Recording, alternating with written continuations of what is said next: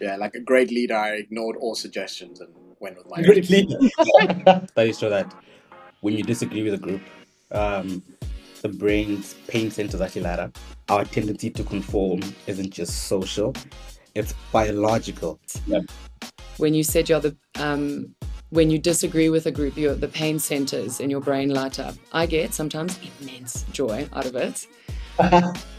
Absolutely, when you need to disagree, obviously within certain realms. I was hospitalized when I was 16, right? And I was literally scheduled for my right leg to get amputated or foot to get amputated. It was scheduled, and then I don't know. To this day, I don't know what happened, but one of the doctors came through and then did test again. I was like, no, what the hell, dude? You need to be. It was I don't. The risk is you might have silence, like you're saying, like people like see something that we agree or we know is against our values. You say nothing, and you're conforming a different way.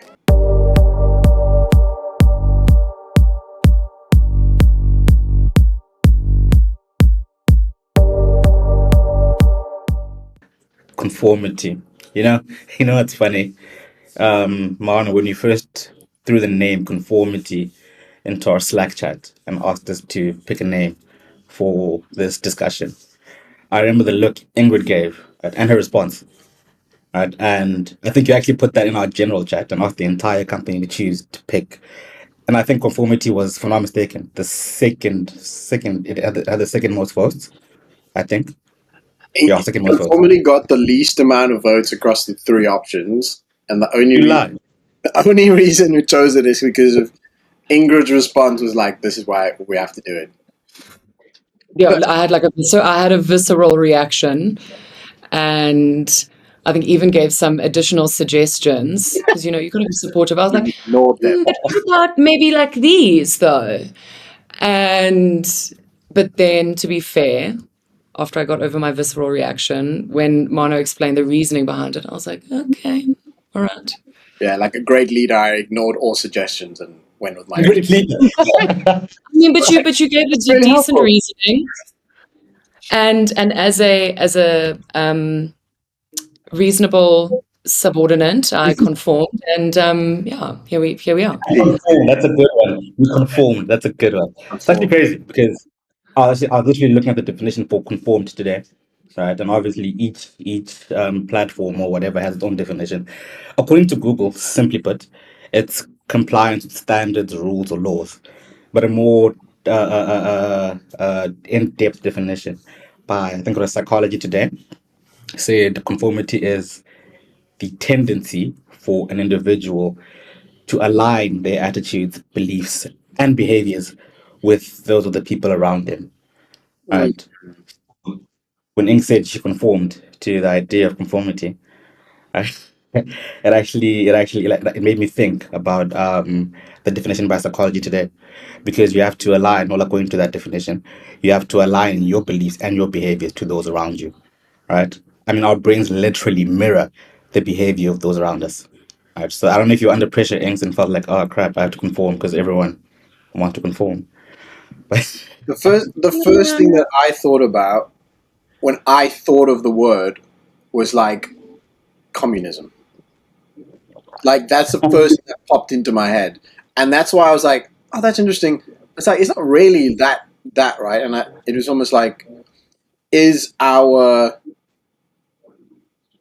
you can have like the connotation of the word is yeah, almost more powerful than the actual meaning of the word, if you know what I mean. Like, and then your brain just goes, "No, that's bad. That like don't conform. No, no, no, no." But it's like, bro, if we all thought that way, yeah.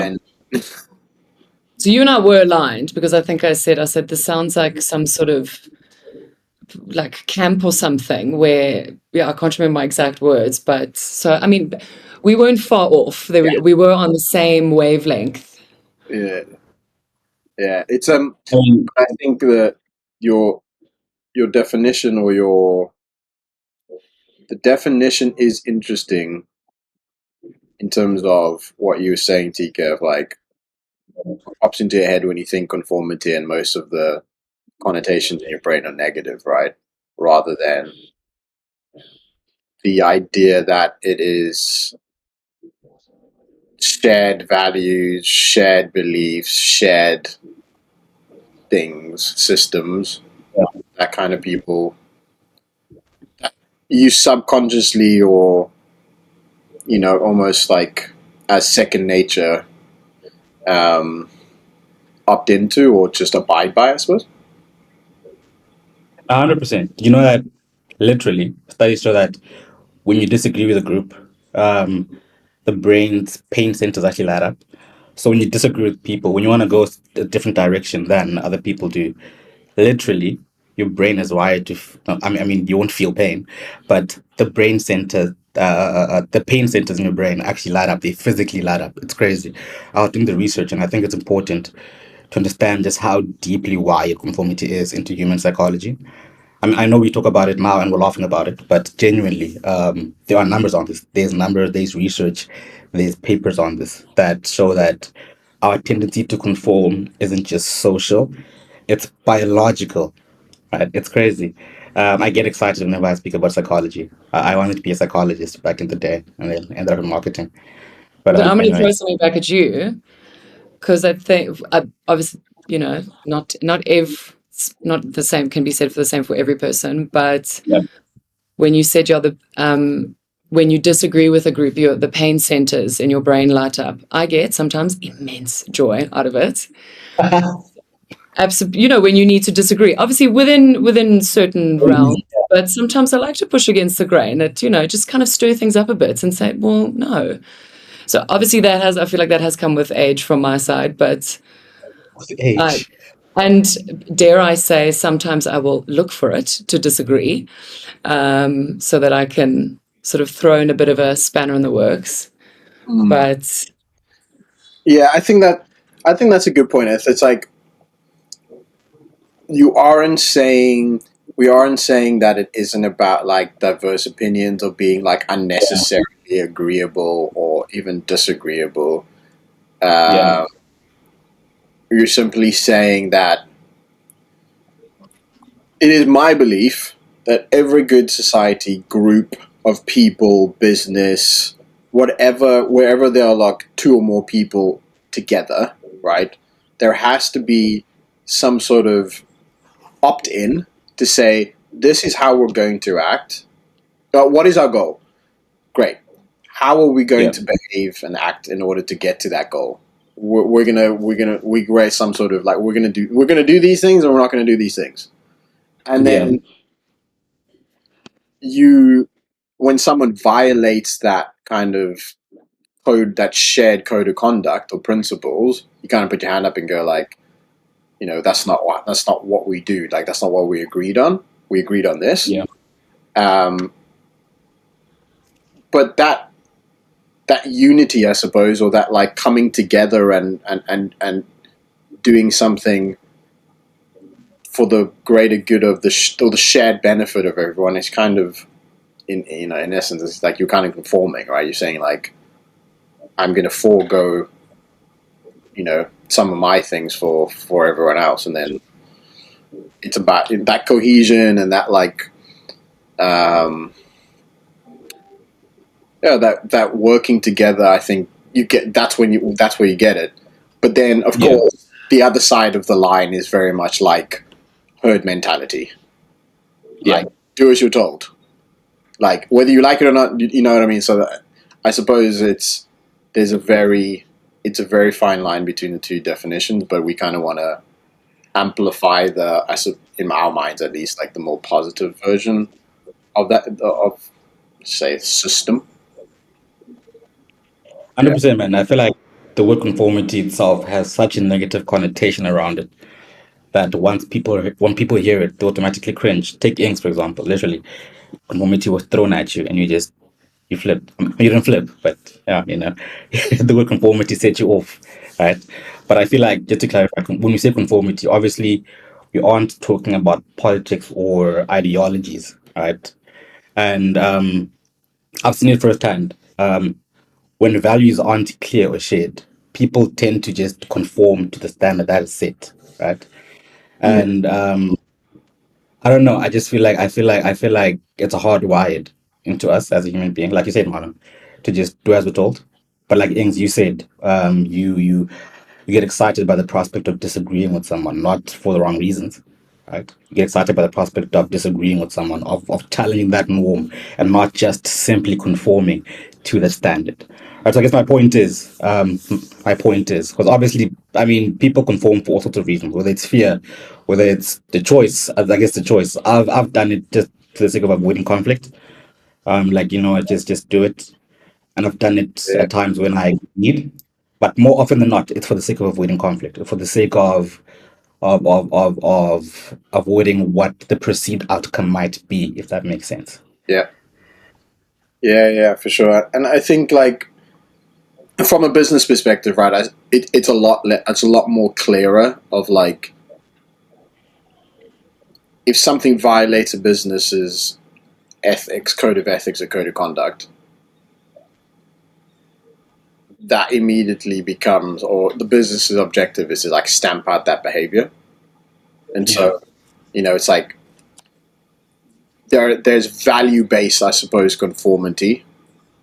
Like this is how we're going to act, and then the the risk is you might have silence, like you're saying, like people like see something that we agree or we know is against Yeah. our values. You say nothing, and you're conforming a different way, and Yeah. so that non-conformity, if you will, in those kind of situations, is expensive for a business almost. Like Netflix created that culture deck, I think it is, that is like, what's it, freedom of responsibility, freedom and responsibility, I think it is. And it's very broad, but it's wrapped around the thing of like, this is how we behave at Netflix, right? Yeah. And if you're going to work here, you're going to have to do this way. And if you don't, then you're going to have to find somewhere else to work, kind of. Because, you might find somewhere that's more aligned to the way you work or your values or Yeah. whatever, maybe. So I think, the point really just to drive across is just any group of people have to conform to a shared set of values if they're going to succeed. Because you can't have people just moving in completely different directions, and then like no one's actually moving towards a goal, I suppose. I agree with that, and I feel like the key word you used there was shared, right? Shared, at least in my mind, means sharing. We're agreeing, right? We have it's common, right? And I can personally attest to this. Obviously, I won't mention the company, but I've literally conformed to a company's standards, cultures, ways of working, although I didn't agree, purely because I was afraid of getting fired. So literally, plus I was the youngest one there. I was the youngest one there, and the company has been around for a very long time. So, excuse me, there's a bunch of stuff that I had to do. Nothing illegal, by the way. Nothing illegal. So yeah, just stuff that I didn't agree with, right? Within that company. I kid you not, because of that conformity, because of me just doing things for the sake of getting it done, because of fear, I had my first ever panic attack. And at the time, I had no idea what happened. I had no idea what I was doing, right? So I remember the day, it was December. I was literally chilling with my wife, and then I just started shaking. Like, what the hell is going on? I started shaking. I couldn't breathe properly. So my wife knows a lot about panic attacks, about anxiety attacks. She's like, dude, I think you're panicking right now. And at the time, I just got a message from at the time, my managing director.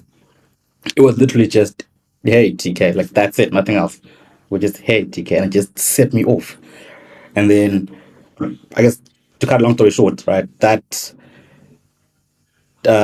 conformity, right, because a bunch of people within that company as well, who I had spoken to personally, shared the exact same sentiment. They just did things because they were afraid, you know. But my point is that conformity to a toxic workplace, right, ended up breeding that toxic work culture. So I guess what I'm trying to get to right now, right, is obviously it's personal for me, but then would you say that when teams or people within an organization conform to certain standards, they are what's the word? Uh, they are allowing leadership and the company itself to continue doing what they might know is wrong. I don't know if I'm making sense. Yeah, yeah. Yeah. I don't think so because when you enter a company, right, there's obviously, I think, whether it's a company or any sort of space, there will always be certain areas where you don't align 100%. You're not going to Yeah. agree with every single person in the room. You're not going to agree with every single guideline. So even within conformity itself, I think it also does, from an organizational perspective and a company perspective, when you're looking at the values and the standards and the policies and that sort of thing, that in a sense should essentially, we would hope, become part of the company's culture. And there's reasoning behind why we do it this way. So it's not just we do it this Yeah. way, story done. It's important, I think, to incorporate it as part of the culture. Like, this is why we do it. This is why, here's the explanation. I think it creates awareness, and Yeah. it really makes sure that people aren't kind of going in blindly. And and allows you to take a step back in order to see the bigger picture. Mm. Yeah. So, yeah, your question was on leadership, just to allow what's for things. Basically, like And yeah, then even within that culture of yeah, conformity, from a leadership perspective, I think there should always be some form of breathing room. So just as an individual walking into a new company, you need to kind of remind yourself, hey, I'm not going to agree with every single person in this room. But it's important, I think, for leadership to remember that, sure, we've instilled this culture and we want our people to do X, Y, and Z. We also need to be realistic in understanding that people are going to push back, people are going to question, and that shouldn't come with sort of people being undermined, or kind of looking at your people with complete disdain, like, why are you disagreeing? You, in a sense, yeah. want people to disagree with you, because in certain instances it can really create interesting conversations. But how do you outgrow that though? I'm sorry to interject, Manu. Like, does it fall? Obviously, let's say, personally, I can safely say I don't just do things anymore. I got to a point. I was still starting off early on in my career, and obviously that fear of, yeah, I'm just starting. I need to prove myself and to do whatever. I'm at a point now where I can confidently say I don't agree, but etc. etc. But the question is, how does one outgrow that, right? Is that on the company itself, on the organization itself, or is it on the individual themselves? Do they have to unlearn that negative conformity, or is it on the organization to somehow weave in that safe place within the work place to make it easier for people to not just conform for the sake of conforming? I think it is a bit of both. It is. You will, I mean, looking at your example, I've also worked in a horrible workspace, and I'd started out in that awful workspace, kind of where you disagree, in the closed office doors, and you're like, well, what is this person doing? Like, what the hell? And, you kind of really skinnering, as we would say, behind closed doors. But I think from an individual perspective, there will be certain moments in your life, like, where you learn it. I think with looking at now this space and being a safe workplace, I've learned how to disagree, and I've been provided with a platform to do it in a Yeah, constructive way. I think, that was something, just kind of seeing how Mono like structures points and say, okay, yes, like, this is why, and this is what I think that's also important. So that is definitely a learned thing on the individual side. And from now, I've gone on a tangent and forgot the second part of my answer, but it is definitely, the organization also plays a part. I And I'm think hoping somebody else will fill in the blanks there. Thanks. I think that it's interesting because, TK, like in your example, right? It is there's going to be a company culture, right? yeah, Going to be, and so you either go, this is the culture for me, or you know or realize that it might not be the culture for you now, right? And Yeah. and then you're kind of like doing a bit of mental math. You're going like, you know, a majority of the people here, do they agree with my opinion, view, whatever on, you know, does everyone get as stressed as I do when the managing director messages them? I mean, everyone's kind of got that little like, you know, your boss messages you, you get like, oh, am I in trouble kind of thing. Like, I think it's kind of natural, but it's sort of like, Sorry, Mono, when you message yo, and I'm like, I'm joking. Yeah, same here. It's like you just No. like nothing else. Like, oh, crap, but I do. I'm like, yeah, what? Yeah. What did I do in the last 15 minutes? Like, I'm not sure. yeah, it's true. I get that. I get that something with Luke, but it's like you're either gonna have that almost like that performance anxiety thing of like, Yeah.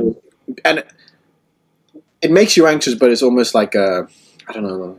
I want to say without trying to sound like weirdly toxic, of like it's almost like it's a good kind of like anxious, like I need like you're alert or whatever it may be. Yeah. But then there's the other side of the fence where like it's actually massively impacting how you behave or how you feel like your well-being, and that if you hit that verge of I'm now having a panic attack, then that's not the space for you. And then either it's like people are conforming to a really whatever their standard is along the how we measure standards, I suppose. Like they're either, you know, leadership has either gone, this is how we're going to behave, and no one's reaching or achieving that standard, or they're falling down to a different standard, and everyone's kind of just like, well, this is how things are done around here, and so if you want to work or get along, then this is how we behave. And then at one point you go, yeah, this is not for me, and I suppose that is kind of like the thing, part of what we're suggesting of there will be conformity of different kinds and at different levels, and the outcomes of those things are going to be very, very different. And whether they're good or bad is for society to judge, and for the people within those spaces. If the outcomes of those people's lives are bad, then surely the values are bad. You know what I mean? So, like, for me, my most relatable experience isn't. I suppose I do kind of have one personally, but the most powerful one for me is with my partner, and she went through at work where small companies, you know, working with very, very small companies and going through really, really bad treatment at those companies to the point where it was extremely damaging to her mental and physical health. And being in situations where you almost have like your CEO texting someone that you oversee, right, that you're the line manager of, and bad mouthing you to them on the company phone. Like, that is intentional. Like, oh, this person's going to see it. You know what I mean? Like, Yeah. and then, but everyone, like in any situation, you're either trying to kiss someone's ass and go like, oh, I'm just going to agree with them, even though I know this is wrong. But, well, sorry, my point is bad there. What I was trying to say is, you're going to conform and say, I'm going to kiss this person's ass because even though I know what they're saying is kind of, you know, they're being kind of mean here, I'm going to do it anyway. But I think no matter how, where there's a group of people, no matter how big or small that group is, it could be 5 people, it could be 5,000 people, if the behaviors don't align with the goal, whereas in my partner's case, it was like, we're trying to build this great recruitment business, we're going to be doing all these things, this is how we treat each other, blah, blah, blah, and then the actions were completely like left of that behavior, and she was the one, the receiving end of the negativity.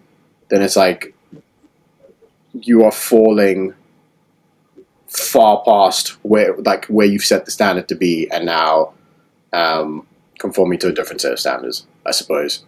And so everyone should be able to, if this is the values that are set, and we try to practice that as much as we can, of like, if this is how we say we're going to behave and treat each other, and suddenly we don't treat each other this way, then anyone should be able to put their hand up and go like, yeah, no, this is not what we agreed to, so why, like, how are we going to correct that, I suppose. And so, yeah, like, yeah, it sounds kind of like convoluted there, but you know, I hope what I say makes sense. Of like, I think in true, positive, healthy conformity, that needs to be the norm. Like, this isn't what we agreed to, and so I think we should have a chat about this. Or Yeah. I am going to go and find somewhere else where they actually enforce or act out their principles in, you know, more consistently, because not everyone will do it all the time, I think. No, 100%. Not everyone do it all the time, and I love how you mentioned your partner's story because actually makes me wonder, right? When people do certain things, right? Especially toxic behavior, more often than not, I would assume that they're aware what they're doing. They know what they're doing, right? I'm someone who sometimes I don't know if it's a toxic trait or if I just believe in people a lot, but I'm someone who always tries to make excuses for people. For example, if Mano just snaps at me one day, a part of me be like, maybe he had a bad day, maybe he's going through something. You know, I'll try and make excuses on his behalf, right? But if that behavior is consistent, if it's constant, right? Do you think that that toxicity and that what's the word, drilling in that conformity into their employees, into their teams, etc., do you think that that is conscious or is it subconscious? Like, is this person actively doing this to try and bring people down, to try and get them, to try and be a dictator, basically, or is it subconscious behavior? I think it depends on the individual, on who's kind of really enforcing that Yeah. or sort of has negative behavior. I admire you for making excuses for people. I absolutely don't. There's no, yeah, and I think that's also part of like my own system of being willing to handle what I'm willing to kind of handle, you know. But then I say that, and then it will depend on. It can either be one of two ways. I can be very reactive and snap, which is definitely not the best approach, or mull it over a little too long and then not address it. So it's also trying to strike that balance. But yeah, generally like behavior. It does depend. I guess it does depend on the behavior that's kind of being inflicted, and but if it's happening for the first time, but obviously repeated instances is not good. But then I think sometimes if you're in a position and feel comfortable to kind of call it out, then I think that's interesting, because what I thought of when you said that is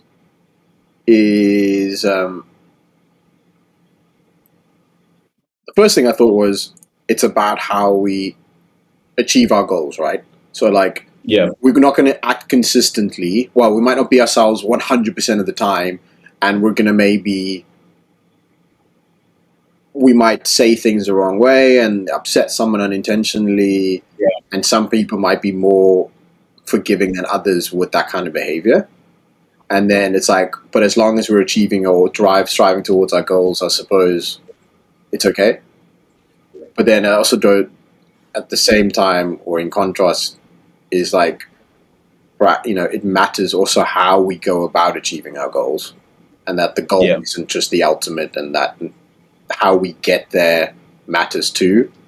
And then, like, in my mind, I operate with like, no one is perfect ever, and so the response that my brain has to the way someone is my ideal of this person should be this way all the time. And then I go, you're being an idiot. That's irrational, because not even you yourself all the time, perfect. You know what I mean? And then if you comply, sort of like look through the lens of in a business, or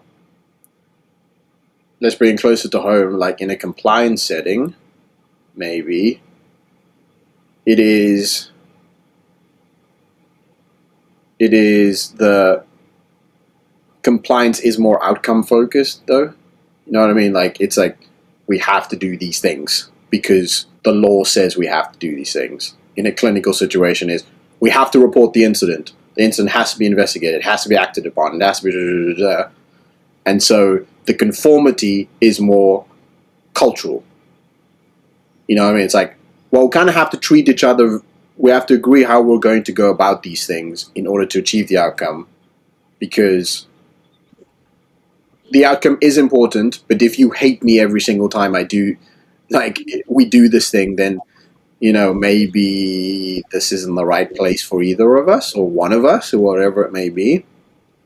And then, so it's kind of like striking that balance in my mind, Tika, of like, we're going to have to forgive each other when we're not perfect, but we're going to have to measure how we're going about consistently achieving our outcomes so that it isn't looked upon as like outcomes at all cost, and, you know, how we get there, even if we're mentally shattered or emotionally shattered in the process. It doesn't really matter, I suppose. But yeah. Sorry, go on. No. Sorry, go on. I suppose the point is, like, there has to be shared values, and there has to be shared values and shared agreement on what the outcomes are and how those outcomes are going to be achieved. And then you can proceed. Especially in environments where, especially now, I suppose, with like people not really tolerating other people treating them like shit for no reason. And in a world where, you know, compliance is becoming, again, bringing closer to home, so much more complex and so much more stressful for everyone else. The people you have around you, the impact that they have on how you feel, how you behave, how you act, how you feel about work in the morning, how you feel about work on Friday, looking forward to Monday. Kind of like, you know, am I conforming to the right thing or the wrong thing here? That's crazy. I love how you brought it back home, because literally last night I was working, and then my wife randomly asked me, "Why is your company called Safe Workplace?" And I was like, "Actually, good question." And then she's like, "Is it a safe workplace?" No, I kid you not. Like, she actually asked that. She actually asked, "Is it a safe workplace?" All right, and then automatically I was like, "It actually is."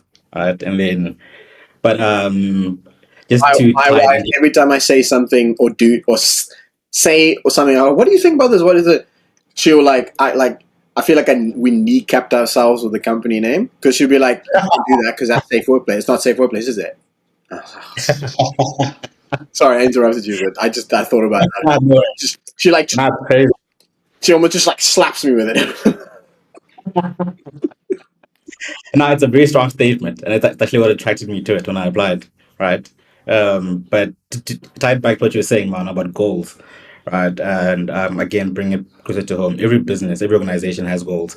We've seen it firsthand with the businesses we serve, right? Everyone has goals. We as a company have goals, right? And I don't know if what I'm going to say is controversial or not. I don't think it is, but conformity can actually be a strategic advantage for businesses, right? And fact is, number one, you need people, happy people within your organization for your organization to run properly. Obviously, I wouldn't know. You're the CEO, so yeah, you would know. But I assume you need people to be happy in order for your business to achieve certain goals, right? To get where it's supposed to be, and culture plays a huge part, right? And as a matter of fact, it turns out that culture is a stronger predictor of people quitting than their actual salaries and their paychecks. People literally leave, despite how much they're being paid, just because of how they're being treated. Right.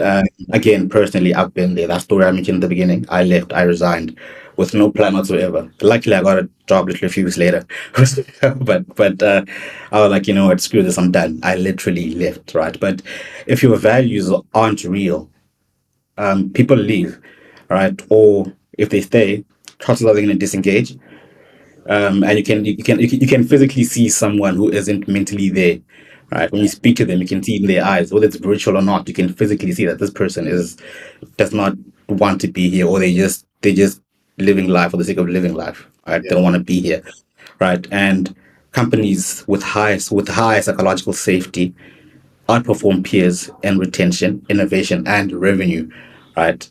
So my point is, conformity isn't just about doing the right thing morally, but it's also a serious business advantage when done properly and when culture is properly implemented from top to bottom. Hmm.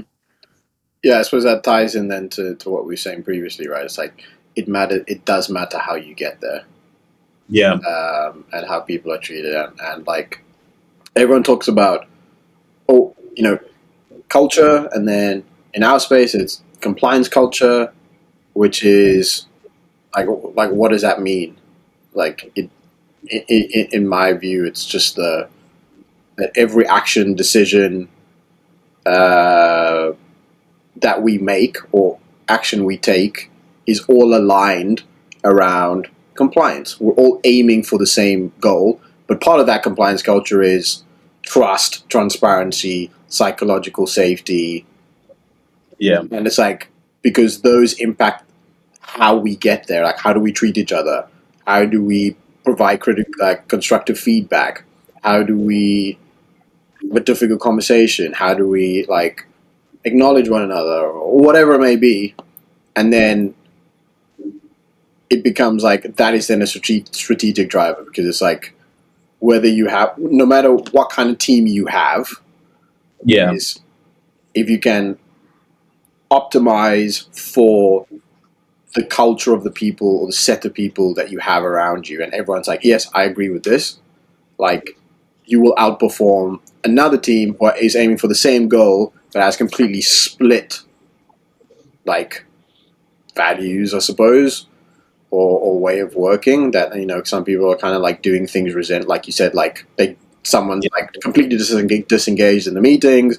They're not like they're completely removed from the team or checked out from the team mentally. Like yeah, you're not going to get the best out of that person. Like that's just the fact. So it's like seeing the fact of like, as is everyone on board? Yes, great. We have a far higher chance of succeeding versus 50% of us are freaking checked out and looking for other yeah, jobs and actually don't really care about anything, because in between all of that stuff is the anomalies of everyday life anyway, and everyday yeah, business, and people don't make perfect decisions, and we're all going to be slow and make mistakes and be crap in certain spaces. You've got to take all that into account, and then and then try and enforce your goals. And it's like, yeah, good luck trying to do that with 50% of your staff disengaged yeah, who don't care about the culture, I suppose. It's quite a coincidence that the culture thing came up. When you with your first point, CK, because I literally had a phone call with a very good friend yesterday, who works for one of these relatively prominent social media platforms. She's been there for a while. I mean, gets paid an insane salary, a bonus that's triple her monthly salary. And she phoned me. She said, she's like, I can't do it anymore. She's like, she's like, I cannot do it anymore. She said no. She said, I don't have a life. They've offered me a bigger position, like sort of on exec. She said no. She's like, I can't. She's like, I want another job. Literally, that's where she's at. So it is quite a coincidence that this has come up. And I completely agree. I mean, don't get me wrong. I'm the first person to tell you I like nice things and like to see the world, and yeah, but if the culture isn't right, it's a hard no. I have a Or if friend you're who yeah, I have a friend or a couple of friends who are like in the yacht industry, and their number one thing, like obviously there's a lot of incentives and perks to that lifestyle and that way of work. and the number one thing all of them like hate about it is being on a boat or with people, you know, entertaining other people who are completely out of touch with reality and no idea how to treat human beings properly. And Yeah. it's like I have a house, I have this, I have all these things, but I hate my job and I hate what I'm doing and I want to leave. And then some of them do, and then some of them don't because they're trapped by their circumstances almost. And so what Yeah. they do is they just go and find another place to work on, and then it's like repeat. Like, look, there's going to be like good, better places to work than others, but I think it's an interesting thing of like if you don't agree with like how people are behaving, or you don't agree with like the majority of the values and the way people are acting them out, you're going to be like, nah, I'm out of here. Like, no matter what the upside is, it's like, I want to leave. Because Yeah. Segueing a little bit, because it pops into my head now. When you think about like the yachty groups, like the stews and that sort of thing. But my cousin also shared her experience, and she said, I cannot stand to clean a toilet with a toothbrush. But you'll see with a lot of those, because they kind of, their common ground is that they're all suffering in the same sense. So they're all dealing with that awful passenger. yeah, They're all scrubbing the same toilets on a rotation with toothbrushes, and that kind of how that unifies that group. Yeah. And if I take it back to my university days, and when they would do, I mean, we're not allowed to call it hazing anymore, but like initiation. But how my first year, that was a sense of conformity. You had to refer to your seniors with a certain title. You had to, all of that sort of thing. And it would be so funny to see how a group of first year students would unite so much, because there was definitely aspects of fun, but most of the time we're just miserable because we're like, oh, we got to greet this senior, and this senior shouted at me because I didn't call her by her title, but how that unites the group. Yeah. And that at my university, that was something that a lot of the rectorate tried to break. They were like, you're not going to unite a group of students by making them miserable and forcing them to do things, that they don't want to do. An interesting exercise, that's a great point. An interesting exercise, actually, TK, to bring to next week would be, if we're trying to bring a positive spin to conformity, what is an accurate term for what Ingrid was describing of like, you have to call certain people of certain privilege or I don't know, leadership like by their surname, and you have to do this, you have to do that, and it's more that like dictatorship style, like someone's ready to like whip you the moment you step out of line, rather than where you feel like it's almost like the rules are a burden rather than the rules are here to help me. You know what I mean? I think maybe it's like, what is the word for that? So That's a good one, actually.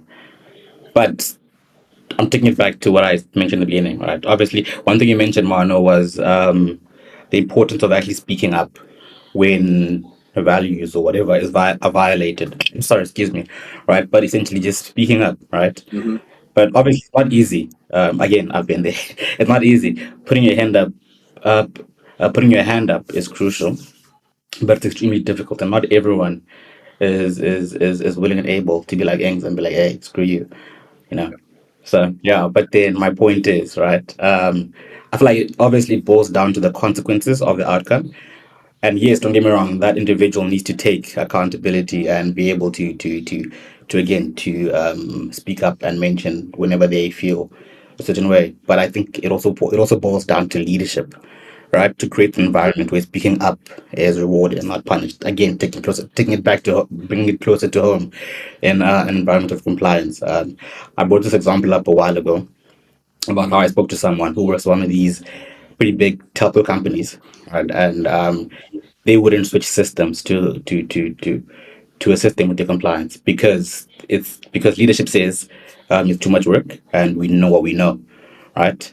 But this person that I spoke to mentioned that he's mid level, right? So he manages people. He mentioned that he himself and those below him are afraid to bring any suggestions toward leadership because they know automatically it will be shut down, right? So Mm. they aren't willing and speak up against processes not working, against flawed processes, right? Because they know that if I speak to Romano, for example, I know he either won't listen or he'll just shut it down automatically. So I feel like leadership plays a big part. Don't get me wrong. Again, yes, it falls on you as an individual to take that pattern and run with it and speak up. But leadership plays a very big role and has responsibility, especially in organizations where processes literally could make or break a business. I think that it reminds me of there's a book called Rebel Ideas. Rebel, I can't remember, but there is positive and negative levels of conformity, right? Yeah. And so psychologically, for example, I think that there's a study in this book that I read that I can't think of the name of, where they, to your point, they surveyed like industries and people in certain industries where just going by the rules and the process and the procedures, even if they're aware there's going to be a negative outcome, is high, like more likely. So, like in your example, the process or the system is broken. I don't feel I can speak up against it. And there's two Yeah. examples in the book, and I think words. The I think it's the second in this industry with the second highest rating in terms of that like negative conformity were pilots. And the example it brings out is uh, this plane, I think, flying over the Americas, where there was something wrong with the landing gear, and the co-pilot um, was monitoring the fuel level, and and didn't have the courage, or didn't feel like he could undermine the captain to say we are getting lower and lower and lower on our fuel supply, because they were just trying to troubleshoot this landing gear problem. It happened for hours, and the plane crashed. Like they had to do an emergency landing. And I think people were injured or died or whatever it may be, but that was because there's a process of like, I'm the captain, don't say anything, like don't go against my word, right? Yeah. That is definitely like negative conformity. Like we can like, if it's going to cost someone's life, like someone has to say something, right? And I think the other example in the book is of that famous or a famous Everest disaster, where especially in those environments, like the lead trail guy that's taking you up the mountain, like he's in charge, and in a emergency situation, you just follow his lead. And there was a situation in the 90s, I want to say, I can get these things accurate, where like 7 people famously died. But when they did kind of like the research and like study into like the event, they found that like 1 or 2 people were aware of the disaster that was about to happen and all the issues, but just didn't say anything. And then 7 people died. You know what I mean? Like, and so it just proves that like it's either going to work for you or it's going to work against you. But the underlying thing is you have to be in a situation. Think about it in a medical setting or a healthcare setting. Imagine on an operating table or in an operating table, or you're administrating a dosage of drug, and you're aware that there's going to be a mistake, or that you're aware of some information that the other person doesn't know, but you feel scared to say something. And so Yeah. I just need, no, the rules say I can't say anything, but it's like that's not helpful. And so it has to be that like that culture thing has to be top down, and it has to be, hey guys, look, we agree that I'm the leader, but also, if you see me being an idiot, please put your hand up. You know what I mean? Otherwise, like we all drown. Yeah. I think actually talking about the clinical thing, Ings, didn't you have you had some? I was literally just I was just about to say that thinking whether it's even back to when I was a nursing student for 5 minutes, and when I mean, you're speaking to also one of our clients. I know the NHS recently they implemented like those freedom to speak up guardians across the NHS because, as you said with your examples, speaking up saves lives, Yeah. and it is even in the medical context, errors are going to happen all the time. An interesting fact, I mean, I was in nursing for first year. I was in nursing just for my first year, Yeah. and within the first few months, they really advise you to sign up to sort of like a union, association, that kind of thing that will support you in the case where an error happens, because errors do happen. But the important thing is that, you know, if you have a say and can save somebody's life by speaking up, then Yeah, that's the focus.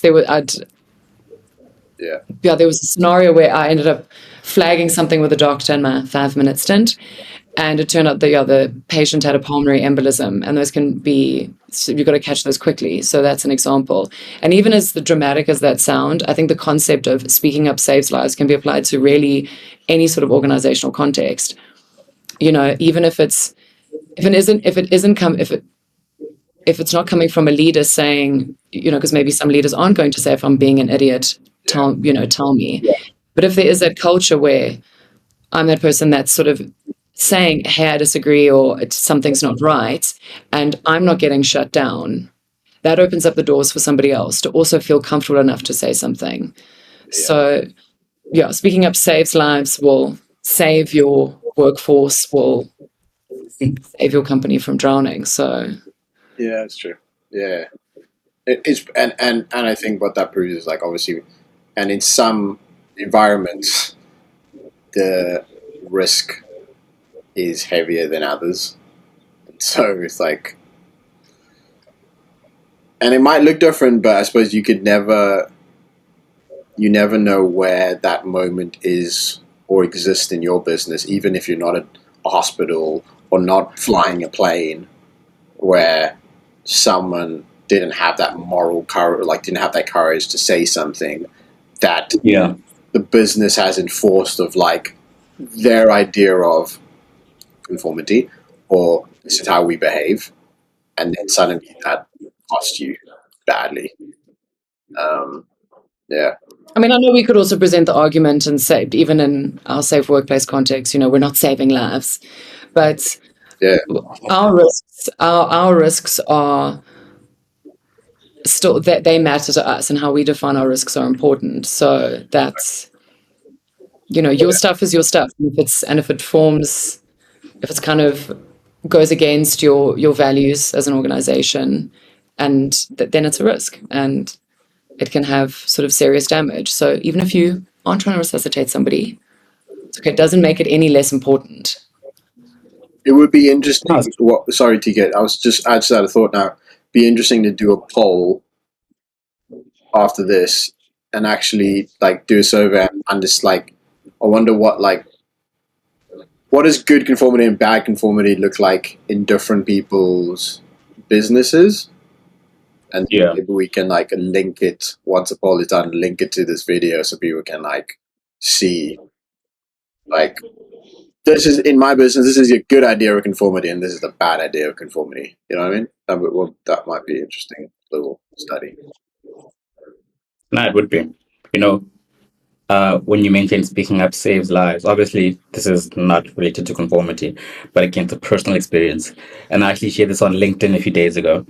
I was hospitalized when I was 16, right? And I was literally scheduled for my right leg to get amputated or foot to get amputated.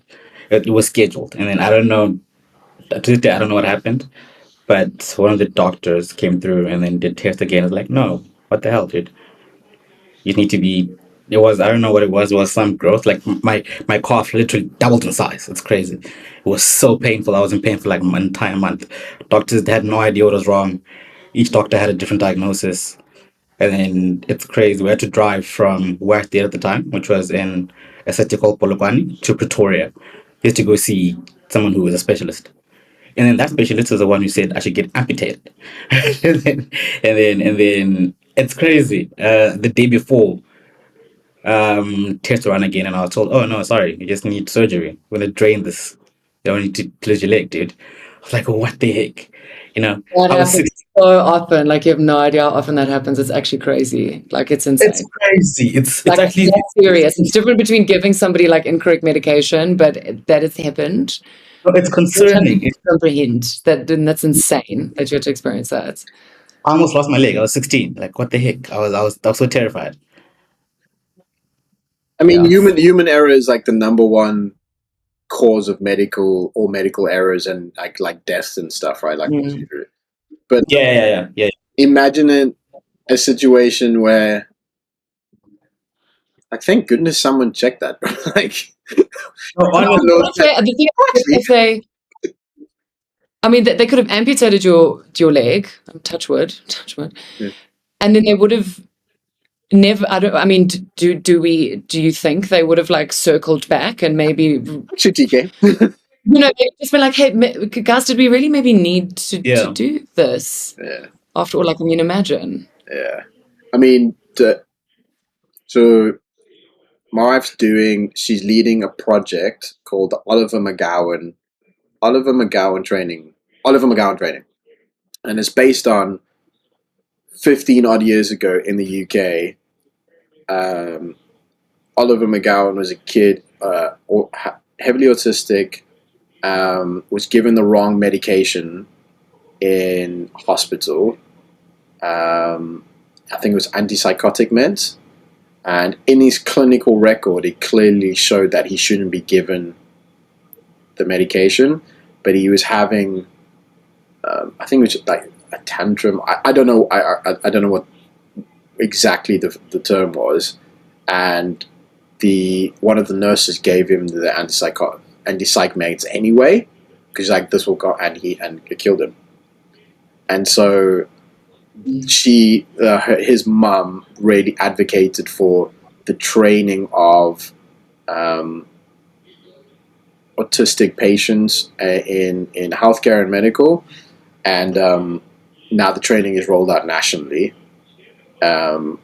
And the scary thing is, one, someone definitely 100% knew at that moment that giving him the meds was the wrong thing to do. And two, the feedback that my wife gets when they're doing the training sometimes is unbelievable. It's like doctors or nurses will go, this is rude. Like, we don't need to have this training. Like, this stuff, and like this barely happens. Like you're undermining us, or like the way that this training is brought across is completely rude. And it's like, bro, somebody died.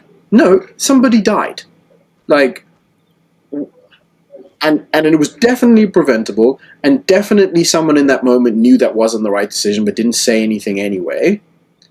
And now suddenly, the a preventative measure of making sure it doesn't happen again is treated like doctors are basically going like, no, I don't want to do that. I don't want to conform to your idea of your thing that you think is going to solve this issue, even though someone did die.